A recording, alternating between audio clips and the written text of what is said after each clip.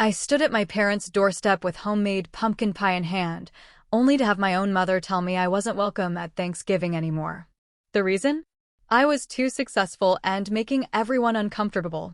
But what I did next didn't just hurt my family, it completely shattered the image they'd spent years building in our small town. Stay to end, subscribe, and see how I gave my family the dose of their own medicine. My name is Rachel, and I'm 34 years old. For most of my life, I was the family disappointment. While my siblings followed the expected path: state college, local jobs, marriages, by 25, I took out loans to attend a private university 3 states away. My family called it putting on airs. They said I thought I was better than them. I didn't think I was better, I just wanted more. After graduation, I landed a position at a tech startup in Seattle. The hours were brutal, the work demanding, but I thrived. Within 6 years, I'd climbed to senior product manager. My salary had gone from barely covering ramen noodles to, well, let's just say I could finally breathe. But here's what nobody tells you about success when you come from a family that resents it. Every achievement becomes a weapon they use against you. It started small. My sister, Bethany, stopped answering my calls after I bought my first house. My brother, Marcus, made passive-aggressive comments about corporate sellouts every time I visited. My parents, they smiled to my face, but I'd later hear from cousins about how they complained I forgot where I came from. I tried everything. I offered to pay for family vacations, rejected because it made them feel like charity cases. I bought thoughtful gifts, criticized for showing off my money. I even downplayed my promotions, but somehow they always found out and it always became a problem. Then came the phone call. 2 weeks before Thanksgiving, my mother's voice was stiff on the line. "Rachel, honey, about Thanksgiving."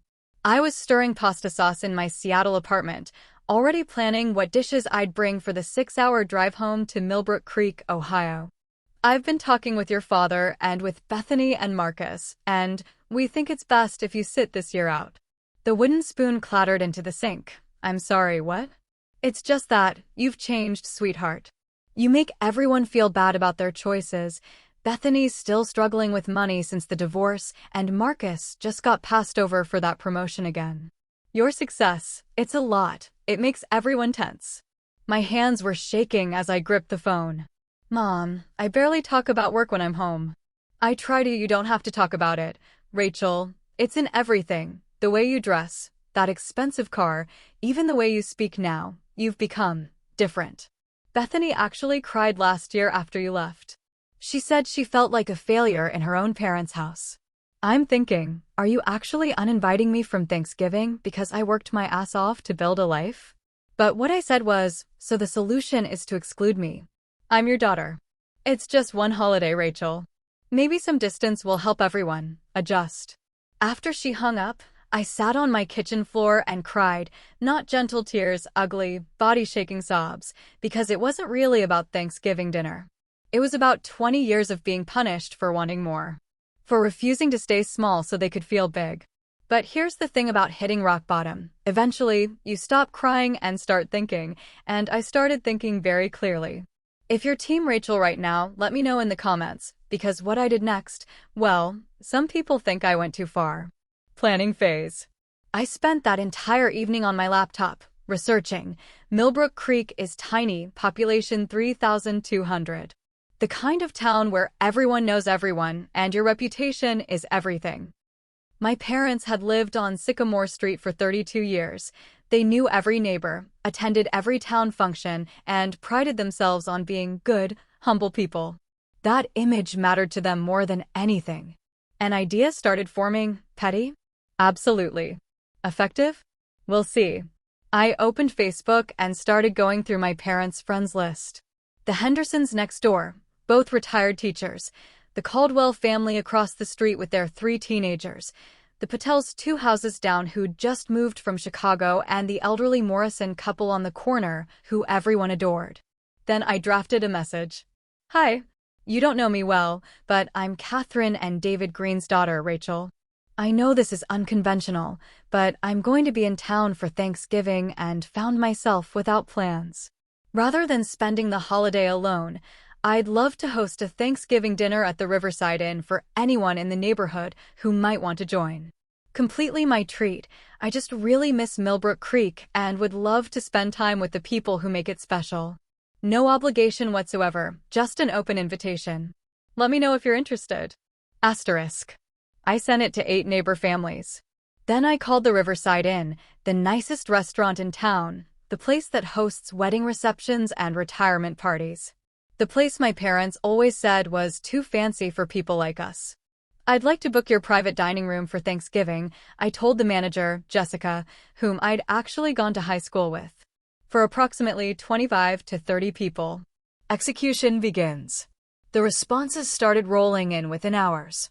The Hendersons, what a lovely idea. We'd be delighted to join you. Our daughter can't make it home this year, so we'd be eating alone otherwise. The Caldwells, this is so generous. Our family would love to come. The kids are already excited. The Patels, we've never celebrated Thanksgiving before. This is our first year in America and we're still learning traditions. We'd be honored to experience it with you. By the end of the week, I had confirmations from 23 people, 8 families, all my parents, neighbors, and close friends. But wait, it gets better. I called Jessica back. I want to add something to the booking. Can you have a small sign made for the entrance to our private room? Gold lettering, elegant. It should say, The Green Family Thanksgiving, celebrating community, gratitude, and success. I could hear her smile through the phone. Rachel, your mom is going to absolutely lose it. That's the idea. Then I did something that might have been too far, but I was too angry to care. I posted on the Millbrook Creek Community Facebook page, excited to be hosting Thanksgiving dinner this year at the Riverside Inn for some wonderful neighbors. So grateful for this community that raised me and taught me the value of hard work and generosity. Can't wait to celebrate with everyone. Within an hour, it had 47 likes and 16 comments, including one from my mother. What is this? I didn't respond. My phone rang at 8:47 p.m. My father. Rachel Marie Green, what the hell do you think you're doing? I'm hosting Thanksgiving dinner, Dad. You said I couldn't come to yours, so I'm making my own. You invited our neighbors. You're taking people away from their own family dinners. Actually, the Hendersons were going to be alone. The Caldwells usually just do something small, and the Patels have never even celebrated Thanksgiving. I'm giving them their first real American holiday experience. Doesn't that sound nice? The silence on the other end was deafening. This is about embarrassing us, he finally said. No, Dad. This is about me spending Thanksgiving with people who actually want me around. But if you're embarrassed that your neighbors prefer my company to yours, maybe that says something about you, not me. He hung up. Bethany texted me next. You're such a bitch, you know that? You can't just let us have one holiday without making it about you and your money. I replied, I was literally uninvited. I'm doing my own thing. Why do you even care? Because everyone's going to see. Everyone's going to know. And there it was, the real issue. Not that I was successful, but that other people would see I was successful. That the carefully maintained image of their humble, grounded family would crack when the neighbors realized the daughter they'd pushed away was thriving. This is where it gets absolutely insane. If you want more stories like this, hit that subscribe button because you won't believe what happened next.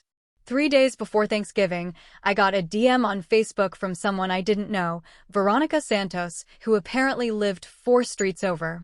Hi, Rachel. I heard about your dinner from the Patels. I know this is forward, but is there any chance I could join? I'm going through a divorce and my kids are with their dad this year. I really don't want to be alone. My heart broke a little. Of course, you're absolutely welcome. I'll add you to the list. Then another message came. And another. By Thanksgiving Eve, my guest list had grown to 37 people. I had to call Jessica and expand the booking to their largest private space. Half the neighborhood is coming to your dinner, Rachel, she laughed. Your parents must be thriving. Oh, I'm sure they are. But here's what I didn't expect.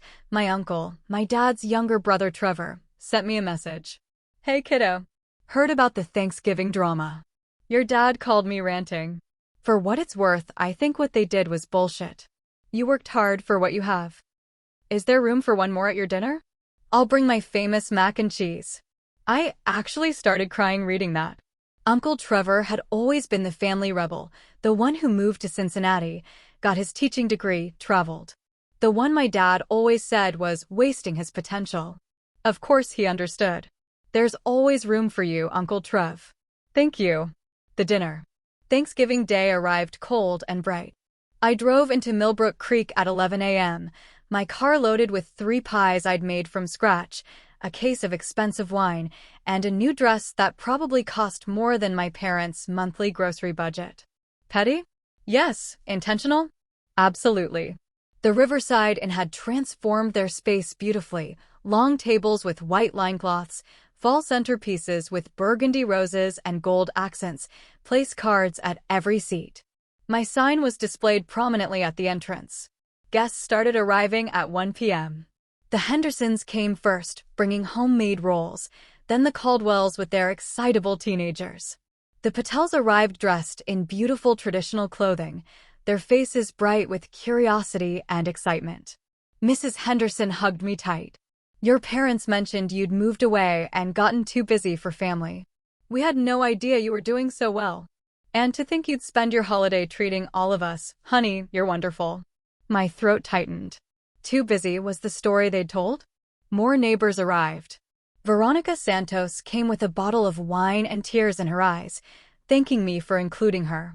A young couple I'd never met, the Reynoldses, arrived with their newborn, explaining they were new to town and hadn't made friends yet. And then Uncle Trevor walked in with a huge glass dish of mac and cheese and the biggest grin. Look at you, fancy event planner, he teased, hugging me. Your dad's not speaking to me, by the way. Totally worth it. By 2 p.m., 39 people filled the room. The energy was incredible: laughter, conversation, the Patel kids asking a million questions about turkey and cranberry sauce, Mr. Caldwell helping pour wine, Mrs. Morrison telling stories about Millbrook Creek in the 1960s. And then my phone buzzed. A text from my mother: we can see cars lined up at the Riverside Inn from our house. I hope you're happy. I smiled and turned my phone off. We were halfway through dinner, plates piled with turkey, stuffing, green beans, and Trevor's mac and cheese that everyone was raving about, when the doors to our private room opened. My mother stood there in her Thanksgiving sweater, my father behind her looking furious, Bethany and Marcus flanking them like angry sentries. The room went completely silent. Rachel, we need to talk. Now. My mother's voice was tight, controlled. I carefully set down my fork and stood up, my heart pounding. But I kept my voice steady. Mom, Dad, we're in the middle of dinner. If you'd like to join us, there's plenty of food. Otherwise, you know damn well we're not here to join your little show, my father cut in. His face was red. You did this to humiliate us. You invited our neighbors, our friends, to prove some kind of point. The Hendersons exchanged uncomfortable glances. Mrs. Patel looked confused. Uncle Trevor stood up. David, maybe this isn't the place. Stay out of this, Trevor. You're already choosing sides. Choosing sides. I heard my voice rise before I could stop it. 20 years of swallowed hurt suddenly rushing up. You uninvited me from Thanksgiving because my success makes you uncomfortable. You told the neighbors I was too busy for family, when really you pushed me away for having the audacity to build a career. And I'm the one who's divisive. You made Bethany cry, my mother hissed. You make your own sister feel worthless. Bethany stood there, arms crossed, tears already streaming down her face right on cue. But this is where everything changed.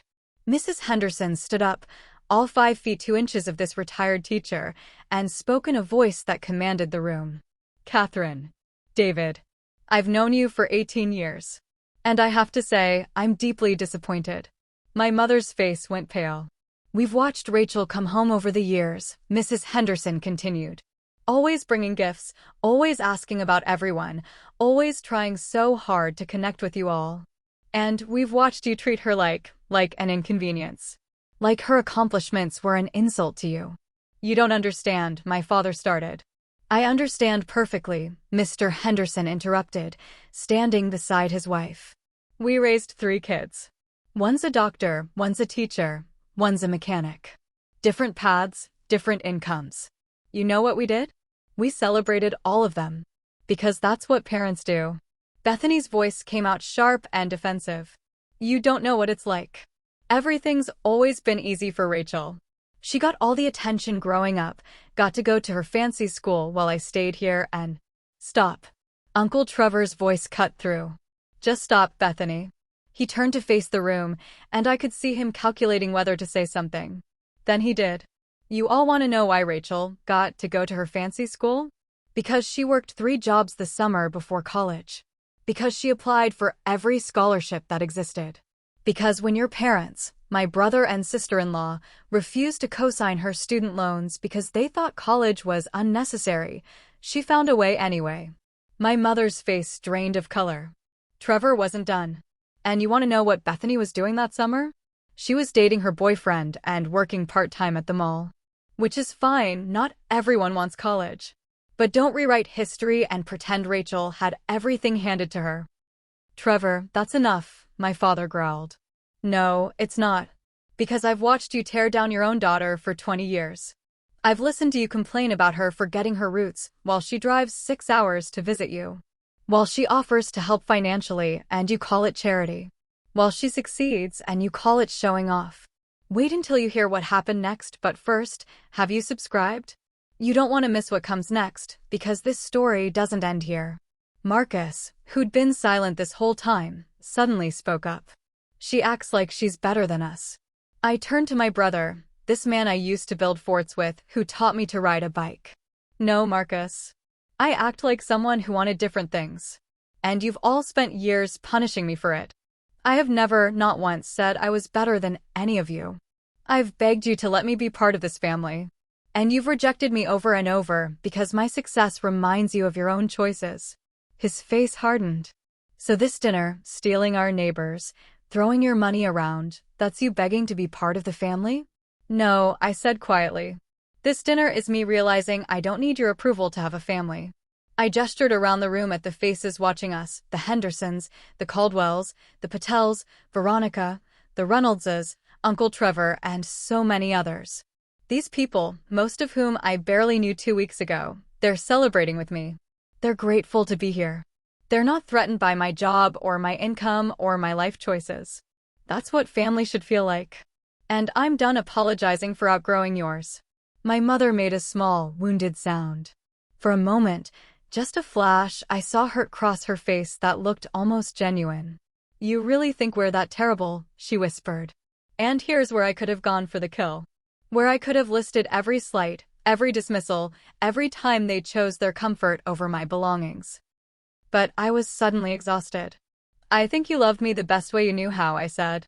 And I think when I outgrew that, instead of growing with me, you made me the problem. I think you're good people who got stuck in your own insecurity. And I think I'm done letting that define me. The room was absolutely silent. My father's jaw worked like he was chewing words he wouldn't say. Bethany wiped her tears with aggressive swipes. Marcus stared at the floor. Finally, my mother turned and walked out. My father followed. Marcus left without a word. Bethany paused at the door and looked back at me. For just a second, I saw something in her face, regret, maybe? Recognition? But then she left too. Uncle Trevor let out a long breath. Well, that was something. And then, I swear this is true, Mrs. Patel's youngest son, who couldn't have been more than 7, piped up in the silence. Is the turkey getting cold?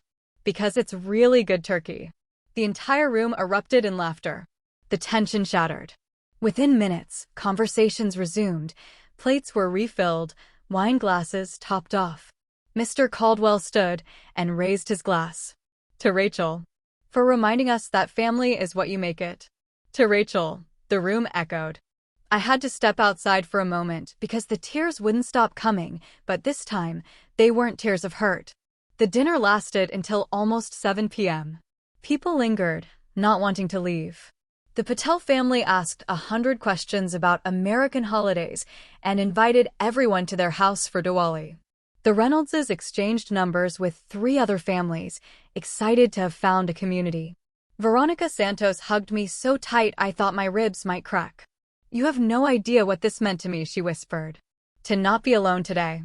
To be reminded that good people exist. As guests finally started trickling out, Thanking me and hugging me and promising to stay in touch, Jessica came over with the bill. I pulled out my credit card without looking at the total. But she stopped me. It's been taken care of. What? By who? She pointed to Uncle Trevor, who was helping Mrs. Morrison with her coat. He called me 2 days ago. Said he wanted to split it with you. Paid for half up front. My throat closed up completely. When everyone had left except Trevor and me, we stood in the empty dining room surrounded by the remnants of the day, crumpled napkins, half-empty wine glasses, the last bits of pumpkin pie. You didn't have to do that, I said. Yeah, I did. You shouldn't have had to pay for the privilege of being excluded from your own family. He squeezed my shoulder. I'm sorry it took me so long to speak up. I should have said something years ago. You said it today. That's what mattered. We cleaned up in comfortable silence for a while. Then he asked, do you regret it? The dinner, the confrontation, all of it. I thought about that. Did I? No, I said finally. I don't. Because for the first time in 20 years, I stopped making myself small for them. And you know what? The sky didn't fall. I didn't lose anything I actually had. You might have lost them, he pointed out gently. I lost them a long time ago, Trevor. I just finally stopped pretending I hadn't. That was 3 weeks ago. My parents haven't called. Neither has Marcus. Bethany sent one text, Mom's really hurt. I didn't respond. But here's what has happened. The Hendersons invited me to their Christmas dinner. The Caldwells added me to their family group chat. Mrs. Patel sends me recipes and asks for career advice for her eldest daughter who wants to work in tech. Veronica and I meet for coffee every Sunday morning now. Turns out she lives in Seattle too, just visiting family for the holidays. The Millbrook Creek Community Facebook page exploded with posts about how wonderful the dinner was. Several people commented that the town should make it an annual tradition, a community Thanksgiving for anyone who needs a place to belong. My mother saw those posts. I know because she called Uncle Trevor, not me, and told him I'd turned the whole town against them. Trevor told her that was ridiculous. That maybe, just maybe, people simply saw what had always been true, that I was kind, generous, and had only ever wanted to be loved for who I was. She hung up on him. Last week, something unexpected happened. I got a Facebook message from Marcus. Can we talk? Not about them. Just you and me. We had coffee yesterday over video call. It was awkward and stilted, and he mostly stared at his mug. But at the end, he said, I was jealous. I am jealous. You got out and I didn't, and instead of being happy for you, I just resented you. That's not your fault. I'm sorry. It's not forgiveness. It's not reconciliation. But it's a start. And maybe that's enough. Because here's what I've learned. You can't force people to celebrate your success. You can't make them choose growth over comfort, pride over insecurity, love over resentment. All you can do is decide that your worth isn't up for negotiation. That you deserve people who meet your joy with joy, not punishment. And if your blood family can't do that, you find the family that can. This Thanksgiving, I hosted dinner for people who were strangers 3 weeks ago and are now friends. People who saw someone extending kindness and met it with gratitude. People who reminded me that community isn't about shared DNA, it's about shared values. My family uninvited me to Thanksgiving for being too successful. So I hosted their neighbors and built something better. And I'd do it again in a heartbeat. If this felt satisfying, let me know in the comments and subscribe for more. And if you've ever had to choose between shrinking yourself and standing tall, I see you. You're not alone. Sometimes the best revenge is simply refusing to apologize for blooming. So don't allow your family to control the affairs of your life, but rather stand tall to be respected. I hope you enjoy my story. See ya.